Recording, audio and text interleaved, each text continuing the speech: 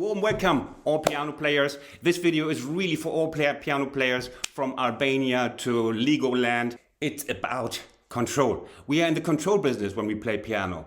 And we love control. Imagine you drive a car and you have to take control of the traffic. At the same time, your kids are playing with daddy's smartphone in the back. So what you do is, like, you look at the traffic. At the same time, you can't help it. You have to look.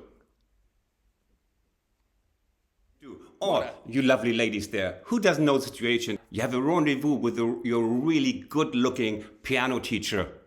But in between, maybe when you go to the bathroom, you text your husband at home. It's like, have you done the shopping?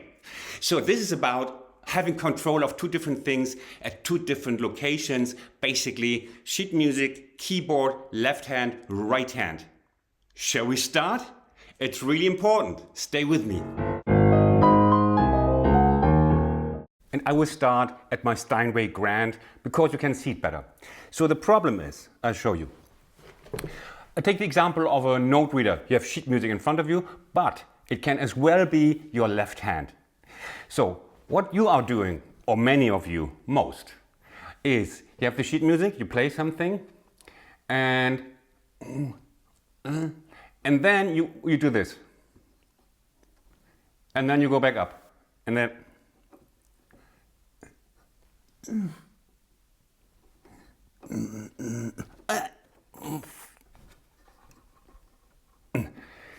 that's the problem. Or for those who are not sheet music readers, you do this. Like you play something, let's say blues or whatever, you play.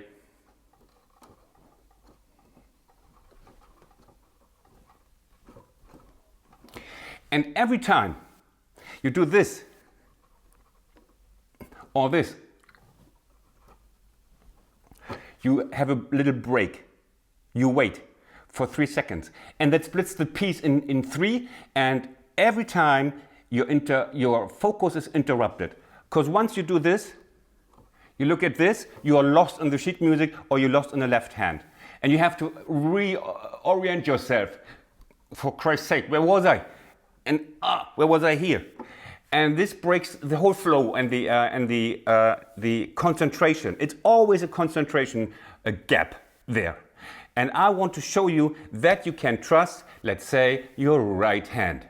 And very easily so.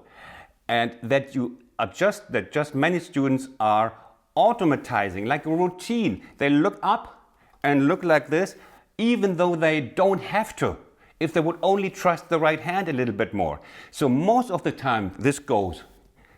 It's complete nonsense. You don't need that. And you will achieve a much better result. You will play more fluent. Okay, let's go to the real piano.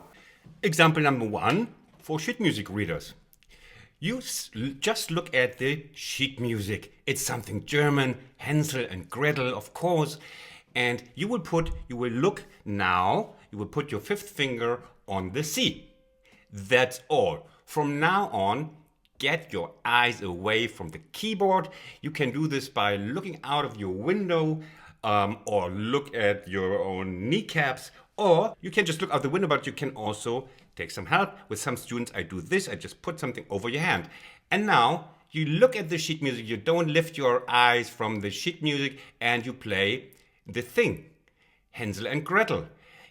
You can take your time. It's just about trusting your hands, trusting your fingers that they know where they are. They don't need the assistance of your eyes, at least within a certain reach. So here we're definitely not leaving that reach. It's all within the 5-finger span. So you just play it. 2, and you know what finger's coming. You see the B flat, right? Don't look. If you look, you lost. I ban you for lifetime. Now,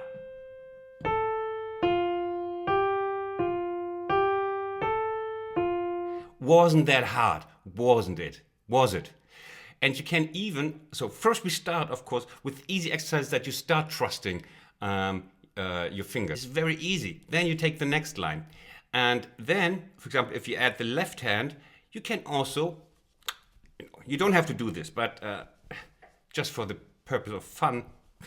Damn. Okay. Now find the middle C. You can look at the beginning and then and then you know exactly where you are.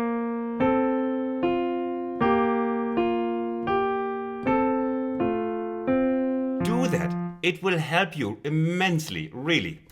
Then, of course, when we are in the reach of the 5 fingers, that's really easy. But after a while, you will also be able to take, for example, play the F, look away, and now play the F, find the F chord with the F major chord with the second and the third finger. Not looky, machy. So, and now second finger on the third, and the fifth finger on the fifth. The third finger on the fifth, sorry. Okay, now you're not looking, now you have the third finger on the fifth, right? Try to find with the fourth finger the E flat, the minor 7. Right, there's not much choice here. Your fingers can feel the relief of the structure of the keys, so it's really easy. So do it now. Play the F7 chord. Oh, because when you're a beginner, let's take the C7 chord. C, first finger on the C. Don't look. Then you play with the second finger the E, the third finger the F, and the fourth finger plays the B flat. Righty? Okay. Now it's easier for you to find the octave. So within that, you're really good. So let's have the fourth finger on the B flat. Okay? Now play the A flat. Not looking. Play the A flat from here. Right. Now from there, play the G. From the A flat to the G. Yes. Okay. Can you still find the C octave with the fifth finger? Yes. Yes, you can. You know it's there. It's falling right on the octave. Then you go back to the C. Now let's imagine you're on the C now, and I want you to set over with the second finger. Don't look, with the second finger to the B flat. Oh, how easy was that? So back to the C. Okay? Now try to find with the fifth finger the G.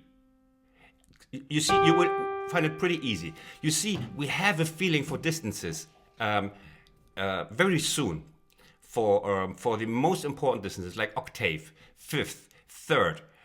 We know that by intuition already, and this will help you. And you practice that, and after a while, you will not have to lift your eyes from the sheet music again, unless you do jumps where you can. Of course, you must look like if I have the fifth finger on the C, and I need now the fifth finger, let's say, on the octave. I have to do this jump. From C with first finger, I need the first finger also on the upper C. Then, because I have to go up afterwards, then you can have a look. But even then, look at this. You have the C, then you play the fifth finger. You know the fifth finger is the octave. You have that span pretty much into your system, in your system. So you know the fifth finger is on the octave. So why not keep in touch? Keep in touch. You know, most students, they are very tense and they put their hands in the air like this, like you just don't care.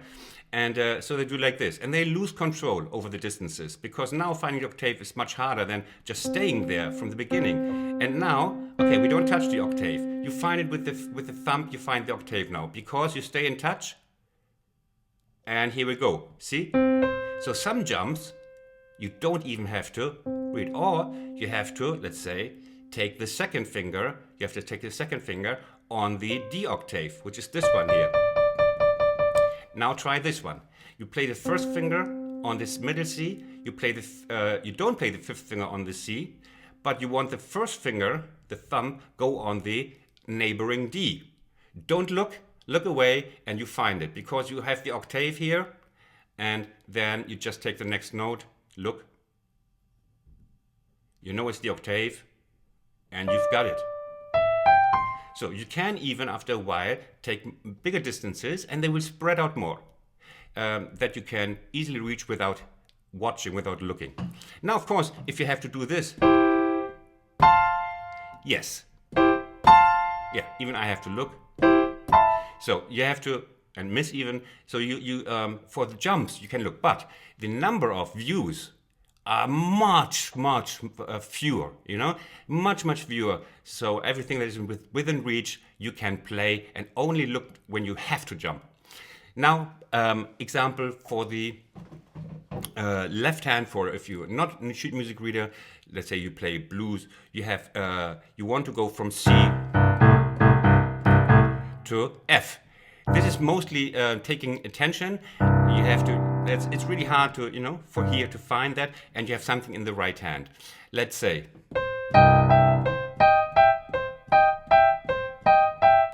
No, that's a bad example because we're changing here. Let's say, what are we going to do? We do, hold on. We also start with something easy. In the right hand, we have, you know, far away from the Wild West, from the left. So.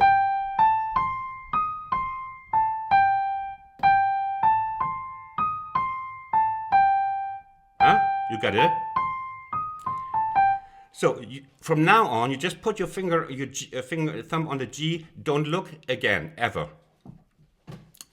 And then we have the left hand, and we do one bar C, and then we do this. And you look in the mirror, make a recording of yourself. I promise, many students, they don't even realize they are moving their head like this. They don't even realize. I know this. I've been teaching for 150 years. Started before the big wars. So, and then you do this. Now just left. Left you can.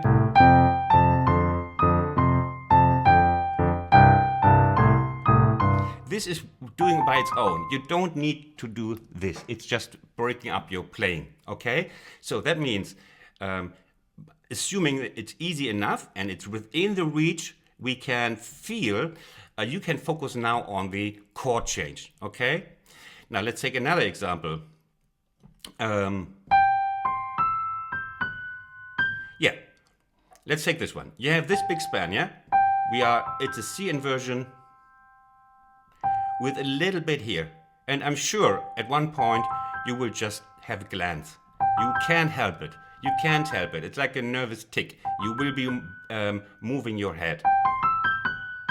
So, don't look. Put your hands here.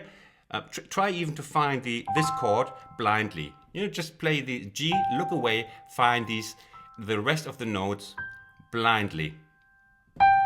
Just the chord from G, and then it's just the C chord, and chromatically. That's the easiest bit here, okay? Now, you do this without looking, you get changed right from C to F. Okie dokie, let's go. You may look at the left hand. One bar F, one bar C, one bar F. You can focus here, right?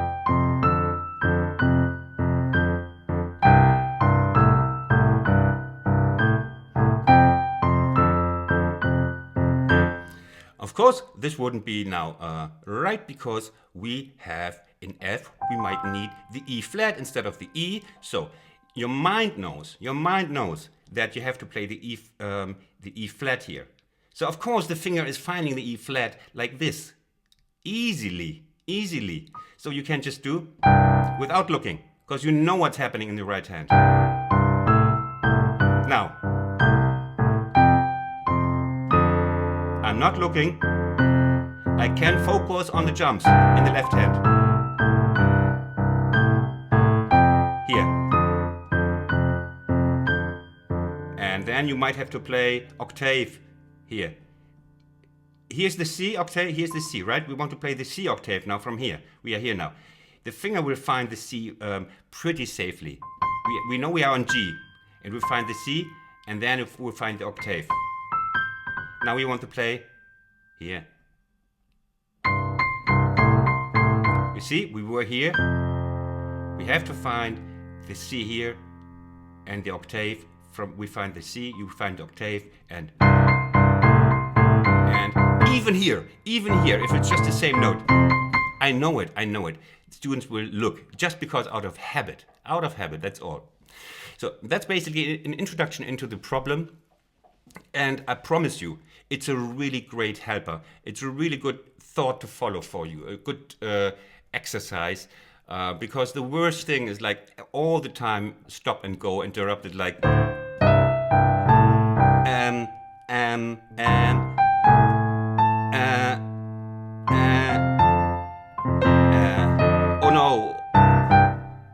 and you will get much more fluent. Thanks for watching. I hope you are well. Stay safe, stay healthy.